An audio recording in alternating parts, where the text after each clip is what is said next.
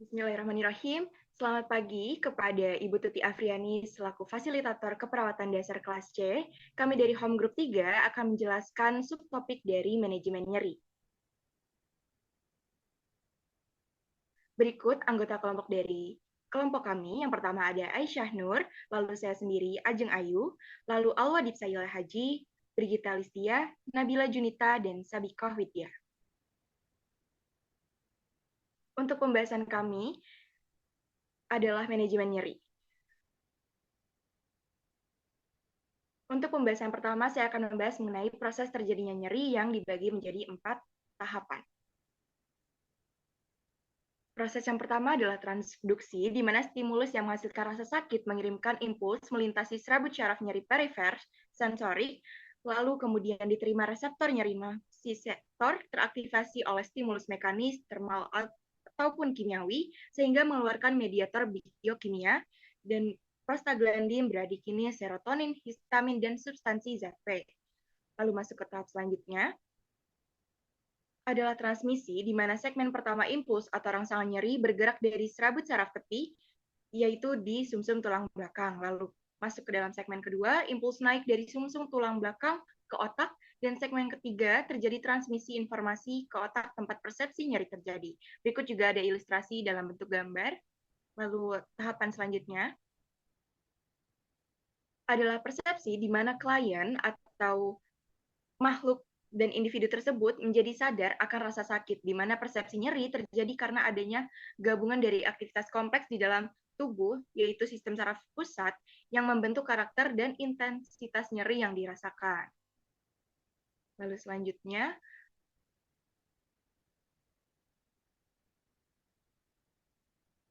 adalah tahap modulasi, di mana saat terjadi nyeri, terjadi pelepasan penghambat neurotransmitter seperti opioid endogen, serotonin, norepinefrin, dan asam gamma aminobutrik yang berfungsi menghambat transmisi nyeri dan membantu produksi efek analgesik. Lalu selanjutnya ada ilustrasi gambarnya, seperti yang sudah saya jelaskan dari transduksi, transmisi, sampai dengan modulasi. Selanjutnya dijelaskan oleh rekan saya. Selanjutnya ada definisi dan tipe nyeri. Boleh next. Jadi, nyeri itu merupakan suatu kondisi yang tidak menyenangkan dan sangat personal yang mungkin orang lain tidak dapat melihatnya, namun dapat mempengaruhi seluruh bagian kehidupan seseorang. Nah, menurut Passero dan McCaffrey, nyeri itu adalah segala sesuatu yang diungkapkan seseorang dan ada kapanpun dia mengatakannya. Namun, definisi ini masih menggambarkan nyeri secara subjektif. Nah, ada definisi nyeri lain yang udah disepakati secara luas, yaitu sebagai pengalaman sensorik dan emosional yang tidak menyenangkan yang berkaitan dengan kerusakan jaringan yang aktual atau potensial atau digambarkan dalam istilah kerusakan tersebut. Very next. Nah, nyeri ini dibagi berdasarkan beberapa tipe. Nah, yang pertama ini berdasarkan lokasi. Jadi, klasifikasi nyeri berdasarkan lokasi itu bisa di kepala, punggung, atau dada. Nah, klasifikasi ini bisa menimbulkan masalah karena di tiap lokasi nyeri itu dibagi beberapa jenis nyerinya lagi. Misalkan di nyeri kepala. Nyeri kepala itu kan bisa aja ada nyeri kepala sebagian atau nyeri kepala menyeluruh. Nah, contoh lain misalkan kayak ada klien yang habis operasi lutut. Nah, kliennya ini melaporkan dia ngalamin nyeri yang cukup parah. Nah, untuk penanganan nyeri dada sama nyeri lutut kan masih bisa ditangani dan bisa dimengerti oleh perawatnya. Tapi ada tantangan lain, yaitu ketika harus menangani nyeri dada. Perawat di sini harus bisa membedakan nyeri dada yang dialami pasien ini nyeri dada karena jantung atau non jantung. Nah, selain itu ada tantangan lain, yaitu nyeri ini bisa menjalar ke area lain, misalkan dari punggung ke kaki. Terus juga nyeri bisa muncul di area yang berbeda, misalkan kayak penyakit jantung itu kan bisa muncul di bagian bahu atau lengan kiri. Nah, nyerinya itu bisa disertai di area dada. Nyerinya itu bisa disertai dengan nyeri dada ataupun tidak disertai nyeri dada. Boleh di next. Nah, selanjutnya ada tipe nyeri berdasarkan durasi. Nah, di sini ada dua tipe nyeri, yaitu nyeri akut yang berlangsungnya itu kurang dari 3 bulan selama masa pemulihan. Terjadinya itu bisa secara lambat ataupun tiba-tiba. Nah, yang kedua itu ada nyeri kronis atau nyeri persisten yang bisa berlangsung lebih dari 3 bulan hingga bertahun-tahun, yang biasanya disebabkan oleh sinyal nyeri yang disalurkan di dalam sistem saraf. Nah, nyeri kronis ini bisa dipicu oleh cedera atau terjadi karena penyebab nyeri yang sedang berlangsung seperti artritis. Untuk nyeri terkait kanker ini bisa disebabkan oleh efek dari kankernya langsung atau dari efek pengobatan seperti radiasi atau kemoterapi. Boleh di next. Nah, selanjutnya ada tipe nyeri berdasarkan intensitas. Jadi, intensitas nyeri itu bisa diklasifikasikan menggunakan skala numerik dari angka 0 sampai 10. Untuk 0 sendiri itu tidak ada rasa sakit dan angka 10 itu rasa sakit yang paling buruk. Nah, dari skala numerik ini masih dibagi-bagi lagi eh, berdasarkan rentangnya. Jadi rentang 1 sampai 3 itu bisa dikategorikan sebagai nyeri ringan. Untuk rentang 4 sampai 6 itu masuk ke kategori nyeri sedang, dan rentang 7 sampai 10 itu masuk ke kategori nyeri berat. Jadi next. Nah, yang terakhir ini ada tipe nyeri berdasarkan etiologi. Jadi, tipe nyeri berdasarkan etiologi ini dibagi menjadi dua kategori, yaitu nyeri nosiseptif dan nyeri neuropatik. Nah, nyeri nosiseptif ini dialami ketika sistem saraf yang utuh dan berfungsi dengan baik mengirimkan sinyal bahwa jaringan mengalami kerusakan sehingga membutuhkan perhatian dan perawatan yang tepat. Nah, nyeri nociceptif ini masih dibagi lagi menjadi dua, yaitu nyeri somatik dan nyeri visceral. Untuk nyeri visceral ini biasanya berasal dari kulit, otot, tulang, atau jaringan ikat. Nah, sedangkan nyeri visceral ini diakibatkan oleh aktivasi reseptor nyeri pada organ dan cenderung ditandai dengan adanya kram, berdenyut, tertekan, atau nyeri. Nah, selain dari nyeri nociceptif tadi, ada nyeri neuropatik yang bersifat kronis dan sering digambarkan sebagai rasa sakit yang terbakar, tersengat listrik atau kesemutan, serta mati rasa yang menyakitkan, tumpul, dan nyeri. Boleh di next. Nah, selanjutnya akan dijelaskan oleh rekan saya. Oke, baik. Kalau begitu, selanjutnya saya akan menjelaskan mengenai bagaimana perawat berperan dalam pengelolaan nyeri atau manajemen nyeri pada klien. Selanjutnya, selanjutnya sebagai seorang perawat, perawat harus mampu mengupayakan membantu klien untuk mencapai kenyamanan yang maksimal. Jadi, namun sembari untuk memaksimalkan kenyamanan tersebut, perawat juga harus mengkaji apakah terdapat komplikasi lain dari nyeri yang dirasakan oleh klien. Selanjutnya, oke, kemudian selanjutnya sebagai penyedia perawatan primer, perawat juga harus menyelidiki atau mengkaji faktor-faktor apa saja sih yang mempengaruhi dan dapat meningkatkan atau menstimulasi nyeri klien. Kemudian kita juga harus mengevaluasi apa saja riwayat-riwayat nyeri klien yang tentunya dapat mempengaruhi asuhan perawatan selanjutnya. Kemudian kita juga harus memberikan dukungan pada klien, tidak hanya klien namun juga pada keluarganya. Kemudian lakukan juga pengkajian pada nyeri klien secara teratur untuk selalu melakukan observasi secara berkelanjutan. Kemudian kita juga memantau, menilai kenyamanan klien dan mengurangi dan mencoba berusaha semaksimal mungkin untuk mengurangi dan menghilangkan penyebab nyeri yang dialami klien. Selanjutnya, sebagai penyedia intervensi keperawatan, perawat juga harus melakukan berbagai pendekatan asuhan perawatan seperti maupun farmakologi maupun non farmakologi dalam melakukan manajemen nyeri klien. Jadi kalau pendekatan farmakologi ini bagaimana perawat melakukan asuhan perawatan meminimalkan rasa nyeri klien dengan pendekatan obat-obatan. Namun kalau non farmakologi itu tanpa obat-obatan. Perawat harus bertugas juga harus melakukan evaluasi untuk melihat pengaruh dan dampak apa yang muncul setelah intervensi diberikan. Apakah sesuai dengan tujuan atau outcome yang diharapkan dan sebagainya. Selanjutnya,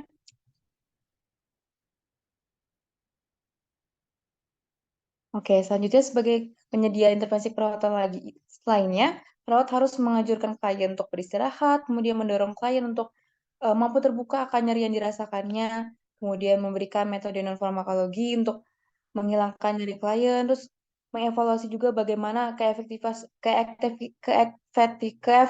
intervensi, sehingga kita bisa tahu apakah intervensi tersebut harus dilanjutkan, apakah jika sudah berpengaruh maksimal harus diberhentikan, seperti itu. Kemudian tidak hanya dari perawat, namun kita juga harus berkolaborasi dengan tenaga kesehatan lainnya untuk memilih eh, penanganan yang tepat gitu untuk pasien. Kemudian kita juga harus mengevaluasi pengaruh penggunaan farmakologi pada klien.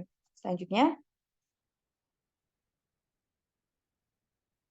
nah seperti yang tadi saya sudah bilang kalau nyeri non farmakologi itu berarti kan tanpa obat-obatan. Nah, itu termasuk salah satunya itu ada massage. Massage itu metodenya dengan pijat, jadi memberikan pijat seperti terapi fisioterapi seperti itu sehingga dapat menurunkan tingkat stres, membantu dalam manajemen nyeri, memicu respon relaksasi agar klien yang mampu rileks, mengurangi gejala peradangan, dan juga mempercepat penyembuhan. Kemudian selain dimasas atau dipijat, ada juga ini penerapan bagaimana dingin dan panas seperti dengan mandi air hangat, menggunakan bantalan pemanas, kantung es, kompres, dan sebagainya untuk mempercepat penyembuhan jaringan yang mengalami cedera. Selain itu, perlu diketahui kalau dingin itu baik digunakan dalam 24 jam awal cedera dan panas digunakan setelah 48 jam cedera itu untuk mengobati fase kronis. Selanjutnya,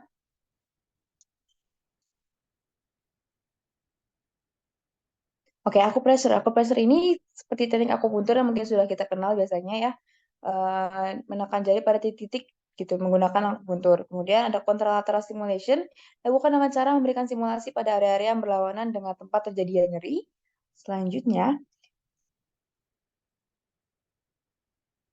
ada immobilization dan bracing. Jadi ini merupakan pembatasan pergerakan. Jadi sebisa mungkin kita membatasi bagian tubuh klien nyeri itu untuk tidak banyak bergerak gitu sehingga klien bisa membantu mengelola nyerinya. Namun imobilisasi yang berkepanjangan tentunya dapat menyebabkan kontraktur sendi, atrofi otot, dan masalah kardiovaskular. Oleh karena itu, klien harus tetap didorong untuk melakukan aktivitas perawatan diri dan melakukan latihan ROM secara teratur. Selanjutnya, ada TENS atau Transcutaneous Electrical Nerve Stimulation. TENS ini merupakan metode menggunakan simulasi listrik tegangan rendah yang dilakukan di atas area nyeri yang sudah dikaji sebelumnya, seperti di titik akupresur dan sepanjang area saraf tepi yang mempersarafi daerah nyeri, ataupun di sepanjang tulang belakang, di mana simulasi ini dapat meredakan nyeri dan menyebabkan pelepasan hormon endorfin. Selanjutnya, oke, manajemen manajemen nyeri non farmakologi lainnya ada dari aspek kognitif behavioral. Itu kita ada teknik literasi, mungkin teman-teman sudah belajar waktu PKK waktu itu ya, untuk mengalihkan perhatian klien dari rasa sakit. Jadi dengan teknik literasi ini diharapkan klien mampu menjadi tidak sadar akan rasa sakitnya gitu dalam jangka waktu tertentu selama selama aktivitas relaksasi itu dilakukan. Kemudian kalau di relaxation response itu berfungsi untuk menurunkan atau melawan dampak buruk stres yang dialami klien. Jadi difokuskan pikiran klien sehingga merelekskan juga klien. Dapat dilakukan dengan menggunakan teknik relaksasi autoprogresif, tarik napas dalam seperti yang kita sudah belajar biasanya, kemudian meditasi dan sebagainya. Selanjutnya, oke, selanjutnya teknik kognitif behavioral lainnya itu ada facilitating coping, jadi bagaimana membantu klien apa ya, mengisi memberikan copingnya gitu untuk mengungkapkan sudut pandang. Jadi kita menyamakan persepsi dengan klien, coping seperti apa yang dibutuhkan oleh klien gitu untuk dapat mengurangi nyerinya. Seperti kita juga dapat dilakukan dengan berkomunikasi lebih baik dengan klien, terus juga dengan staff-staff profesional lainnya, anggota keluarga dan juga teman. Kemudian ada repatterning, unhelpful thinking. Ini untuk mengatasi hal tersebut, sebagai perawat membantu dengan mempertanyakan kebenaran dari pemikiran klien dan menggantikannya dengan pemikiran realistis serta membangun kepercayaan diri klien. Selanjutnya mungkin dia akan dilanjutkan oleh rekan saya. Oke, baik. Saya lanjutkan. Jadi di sini manajemen nyeri dan farmakologi dari segi atau kognitif dan behavioralnya itu terdapat selected spiritual intervention. Jadi di sini dapat dilakukan dengan membantu klien menjadi bagian dari komunitas atau membangun ikatannya dengan alam semesta. Nah, jadi kalau di dalam konteks keagamaan itu dapat dilakukan dengan memanjatkan doa atau melakukan ritual keagamaan. Selain itu, kehadiran yang penuh perhatian oleh perawat terus mendengarkan dengan penuh perhatian, memfasilitasi proses penerimaan diri, itu juga sangat membantu untuk mengurangi tekanan spiritual klien.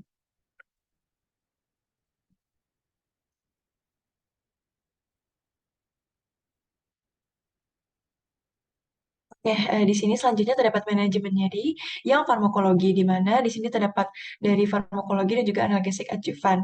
Jadi kalau dari farmakologi sendiri itu terdiri dari dua jenis, yaitu obat antiinflamasi non-steroid atau non-steroid inflammatory drug, dan juga golongan opioid atau golongan narkotika. Sedangkan kalau dari analgesik adjuvan itu merupakan obat tambahan yang mana itu berfungsi untuk membantu khasiat dari obat utama. Nah, kita perawat itu sebagai advokator. Jadi perawat itu akan beradvokasi. Gimana tahu kalau klien itu terkadang kesulitan untuk menggambarkan sakit, dampak dari nyerinya dengan tak gitu. Oleh karena itu, biasanya kadang klien bingung, kayak pertanyaan apa sih yang harus ditanyakan, terus tindakan apa yang harus ia lakukan, serta obat-obatan apa yang harus ia terima. Nah, disitulah peran perawat sebagai pemberi advokat untuk klien. Di sini terdapat beberapa peran perawat sebagai advocator. Yang pertama itu memastikan pemenuhan hak klien untuk mendapatkan perawatan yang memadai untuk mengatasi rasa sakitnya, kemudian juga memastikan dokter dan penyedia layanan kesehatan lainnya melayani. Yang ketiga itu menghormati ketersediaan klien dalam memilih strategi pengelolaan nyeri dan membantu klien serta keluarga untuk menginterpretasikan informasi yang didapat dari berbagai pemberi pelayanan kesehatan. Nah, peran selanjutnya yaitu educator. Di sini perawat itu bertugas untuk mengedukasi klien serta keluarga maupun kerabatnya sehingga dapat memikul tanggung jawab dan memiliki kemandirian dalam melakukan intervensi yang telah diberikan. Di sini terdapat beberapa peran perawat sebagai educator. Yang pertama itu memberikan edukasi tentang nyeri, seperti penyebabnya, terus durasinya, dan prosedur yang akan dilakukan. Terus yang kedua, memberikan edukasi kepada keluarga maupun kerabat klien tentang cara mengelola nyeri klien, farmakologi, kemudian juga memberikan edukasi tentang prinsip-prinsip dalam manajemen nyeri, serta mengajarkan melakukan teknik farmakologi untuk membantu penyembuhan nyeri klien. Nah, kita masuk ke bahasan yang keempat, yaitu pain medication, intervensi nyeri farmakologi. Jadi di sini pertama terdapat analgesik, di mana yang pertama ini ada non-opioid dari golongan analgesik. Jadi non-opioid ini merupakan obat yang digunakan untuk pengelolaan nyeri akut dan kronis. Nah, obat non-opioid ini memiliki efek tertinggi dan indeks terapeutik yang sempit. Di sini bisa teman-teman lihat terdapat daftar dari obat non-opioid, mulai dari acetaminophen hingga ke piroxicam. Terus juga di sebelah kanan terdapat daftar resep obat, contohnya itu yang pertama Lortab dengan 500 mg acetaminophen setiap 5, 7,5 atau 10 mg hidrokodon, dan lain-lainnya hingga Vicodin IS. Nah, non-opioid sendiri itu memiliki efek samping. Contohnya di sini dari acetaminophen itu memiliki efek samping seperti hepatotoksisitas, terus juga toksisitas ginjal. Kemudian dari golongan aspirin itu memiliki efek samping seperti memperpanjang waktu pendarahan, kemungkinan sindrom Rey, serta antikoagulasi berlebihan. Terus juga dari NSAID atau non-steroidal anti-inflammatory drug itu memiliki efek samping seperti penurunan sintesis prostaglandin serta perdarahan saluran cerna. Nah, kemudian di golongan opioid, jadi kalau golongan obat opioid ini mirip dengan morfin yang meredakan nyeri sedang hingga berat. Nah, efek samping umum yang biasa didapatkan itu seperti mual, muntah, sembelit, dan gangguan pikiran serta ingatan. Nah, obat opioid analgesik ini dibagi menjadi untuk nyeri sedang dan nyeri akut. Kalau untuk nyeri sedang sendiri, itu termasuk kodein, hidrokodon, dan juga tramadol. Dan umumnya itu memiliki efek samping seperti mual, muntah, dan juga konstipasi. Sedangkan untuk obat opioid analgesik yang digunakan untuk nyeri kuat itu termasuk turunan opium, morfin hidromorfon, oksikodon, fentanyl, dan juga metadon. Di mana biasanya itu memiliki efek samping seperti mual, muntah, gangguan sistem kardiovaskuler, dan juga pernafasan. Kemudian di sini juga terdapat adjuvan, di mana merupakan terapi tambahan yang diberikan berdasarkan kondisi klinis sebagai berikut. Yang pertama itu jika sebagai tata laksana dari efek samping analgesik. Contohnya itu terdapat antiemetik, laksatif, dan juga antikonvulsan. Terus juga terdapat juga peningkatan efek dari anti nyeri itu menggunakan kortikosteroid, serta sebagai tata laksana dan gangguan psikologi seperti obat-obatan sedatif, ansiolitik, dan antidepresan. Nah, di sini terdapat rangkuman obat-obatan yang telah disampaikan juga tadi di sini dari non-opioid analgesik untuk nyeri ringan, terus juga opioid analgesik untuk nyeri sedang, opioid analgesik untuk nyeri kuat, juga dari adjuvannya. Oke, nah selanjutnya di sini terdapat tangga obat analgesik. Menurut WHO itu dibagi menjadi ketiga tingkatan. Untuk tingkatan pertama itu diberikan kepada klien dengan nyeri ringan, di mana skala nyerinya itu berkisar antara 1 hingga 3. Nah, di tingkatan 1 ini non-opioid analgesik itu diberikan. Sedangkan untuk di tingkatan kedua itu diberikan pada klien dengan nyeri ringan yang berkelanjutan atau meningkat meskipun telah diberikan obat tingkat 1 dengan dosis penuh atau kepada klien yang mempunyai nyeri sedang dengan skala nyeri 4 hingga 6. Nah, di sini diberikan obat opioid lemah untuk nyeri sedang seperti kodein dan tramadol atau kombinasi opioid dan obat non-opioid. Kemudian di tingkatan yang ketiga itu diberikan kepada klien yang merasakan nyeri sedang yang menetap atau meningkat bahkan setelah diberikan obat tingkat 2 dosis penuh. Juga terhadap klien yang nyerinya itu parah dengan skala nyeri itu 7 sampai 10. Diberikan opioid kuat untuk nyeri parah seperti morfin, hidromorfon dan juga fentanyl atau diberikan analgesik dan opioid serta bahan pembantu juga dapat ditambahkan. Selanjutnya boleh dilanjutkan oleh rekan saya. Oke, bisa dilanjutkan.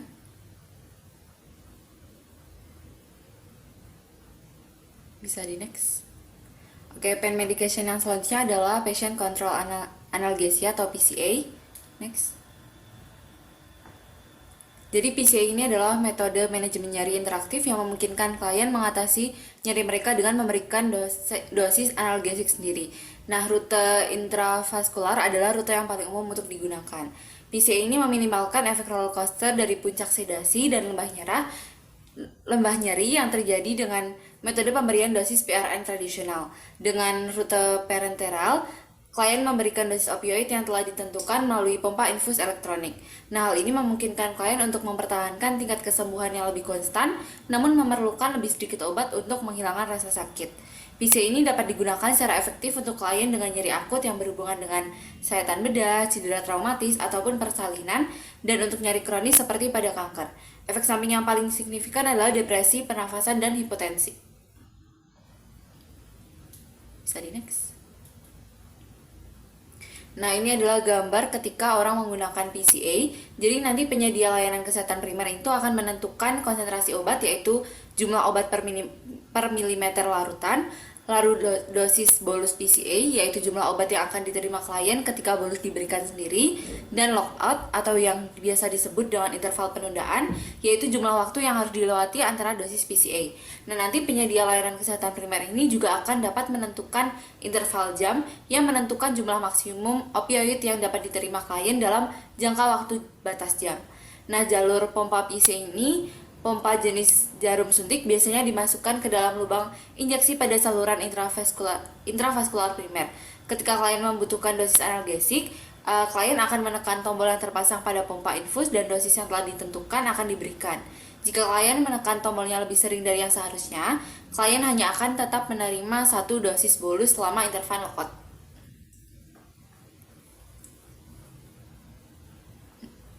Nah, salah satu dari PCA ini adalah oral medication on demand, di mana MOD ini adalah perangkat elektronik yang memungkinkan akses yang dikontrol oleh klien terhadap obat oral yang diresepkan berdasarkan PRN dalam interval waktu yang telah ditentukan. Nah, perangkat MOD ini ditempatkan pada tiang infus yang mudah dijangkau oleh klien.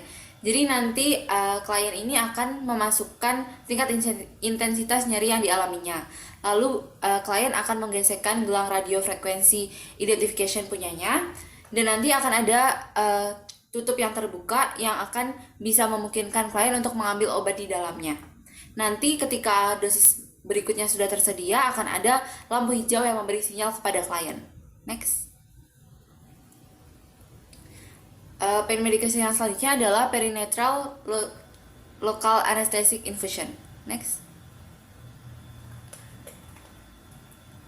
Nah, pompa infus perineural ini adalah pilihan untuk mengatasi nyeri pada berbagai prosedur bedah dewasa dan anak. Kateter yang tidak dijahit dari luka bedah yang ditempatkan di dekat saraf atau kelomak saraf lalu dihubungkan ke pompa yang berisi anestesi lokal. Nah, perawat akan mengatur pompa sesuai permintaan atau mode kontinu yang biasanya dibiarkan di tempatnya selama 48 jam. Next. Selanjutnya adalah lokal anestesi. Nah, anestesi lokal adalah menghilangkan sensasi pada sebagian tubuh atau bagian tubuh tertentu. Nanti penyedia layanan kesehatan itu akan menggunakan anestesi lokal termasuk lidocaine, bupivacaine, dan ropivacaine selama prosedur bedah singkat seperti menjahit luka. Nah, anestesi lokal diterapkan secara topikal pada kulit dan selaput lendir atau disuntikkan secara subkutan, perineural, atau intradermal untuk membius bagian tubuh. Next.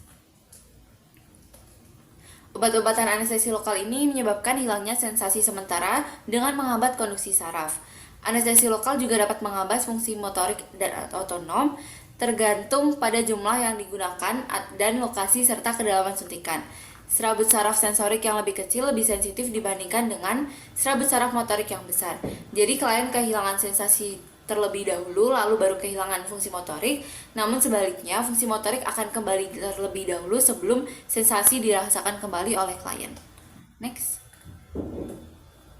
Selanjutnya adalah epidural analgesia,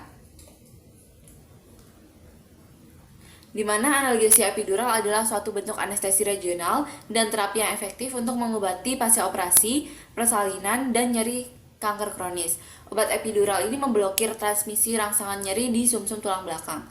Analgesia ini bersifat jangka pendek atau jangka panjang, tergantung pada kondisi klien dan kebutuhan manajemen nyeri.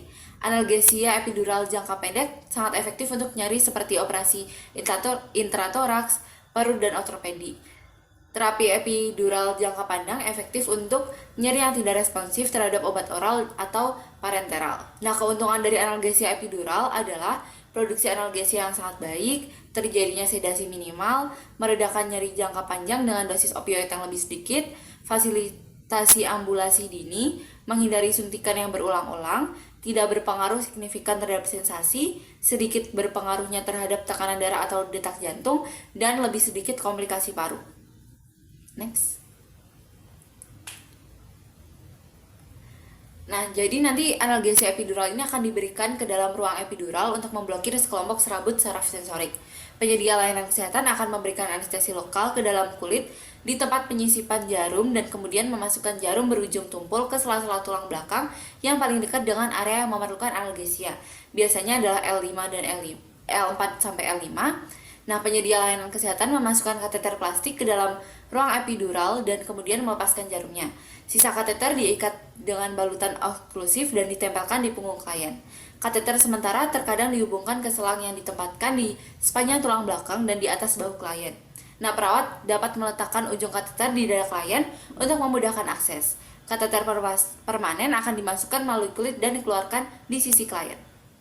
Next.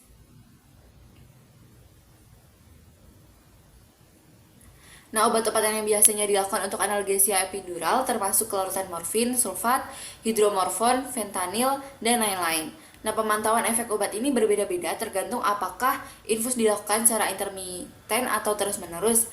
Dan beberapa komplikasi penggunaan opioid epidural adalah depresi pernafasan, mual dan muntah, retensi urin, konstipasi, hipotensi ortostatik, dan pruritus. Saat klien menggunakan analgesia epidural, klien perlu dipantau laju pernafasannya, upaya pernafasannya, dan juga warna kulit setiap 15 menit sekali, serta oksimetri nadinya. Next.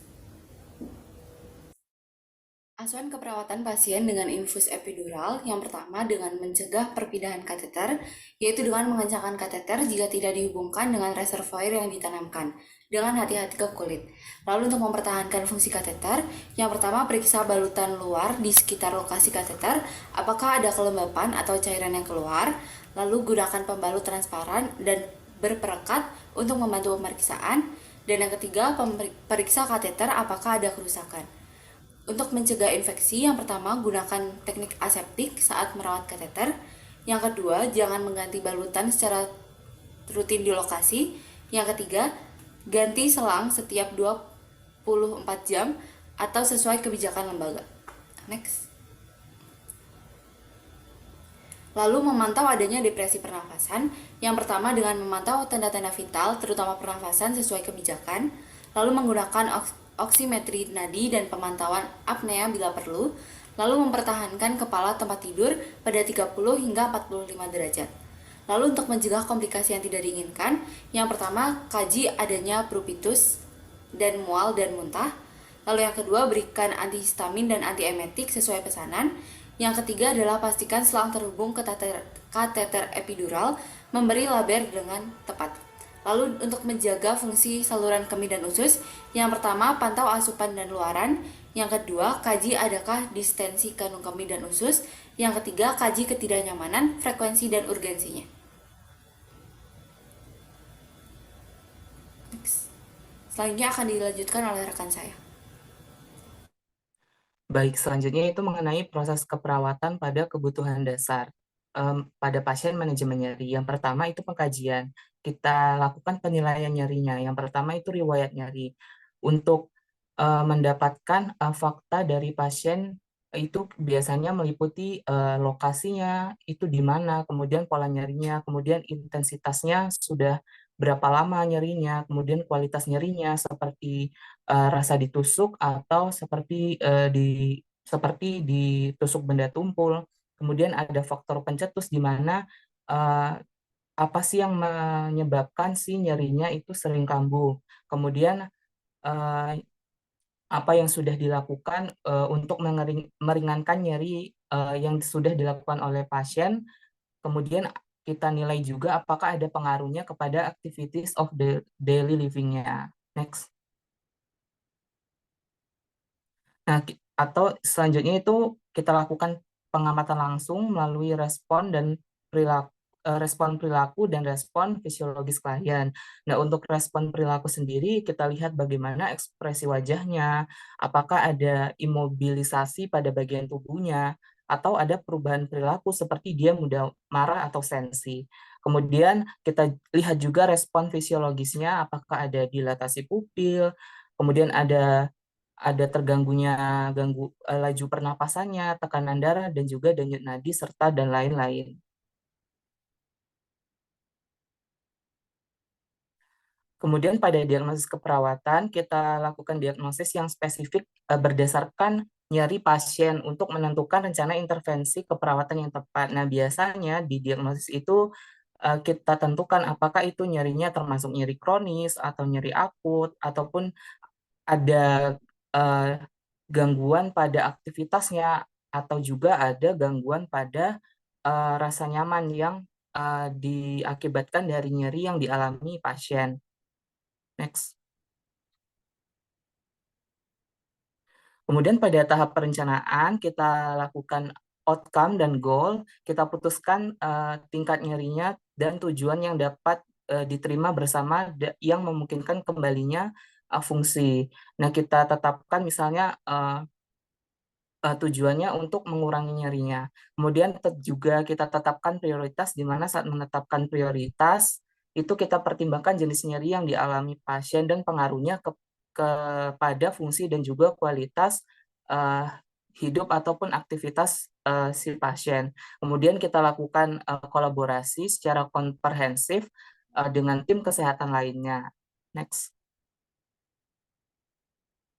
Kemudian pada tahap implementasi kita lakukan strategi dalam intervensi manajemen nyeri, yang dimana yang pertama kita mengakui dan menerima nyeri klien. Kita beritahu bahwasanya nyeri yang dimiliki klien itu ada. Kemudian kita beritahu bahwasanya tentang kesalahpahaman klien tentang nyeri, bahwasanya pasien ini tidak terima tadi bahwasanya nyeri gitu. Kita beritahu bahwasanya nyeri itu ada Pak gitu kan. Kemudian kita bantu klien dengan support system, dengan kita sebagai perawat kita bantu support, ataupun juga kita minta bantuan keluarga. Kemudian kita bantu juga untuk mengurangi rasa takut dan cemasnya, dan juga kita lakukan pendekatan farmakologi dan non farmakologi yang tadi sudah dijelaskan.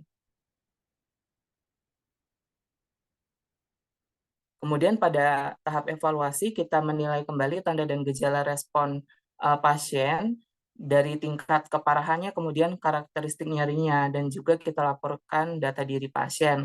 Kemudian evaluasi juga keluarga ataupun teman terdekat terkait respon si pasien terhadap terapi yang sudah kita berikan. Misalnya tadi sudah kita berikan terapi farmakologi, kemudian bahwasanya pasien sudah tidak merasakan sakit, ekspresi wajahnya sudah mulai berkurang. Kemudian kita lakukan evaluasi dampak nyerinya juga terhadap fungsi fisik dan fungsi sosial.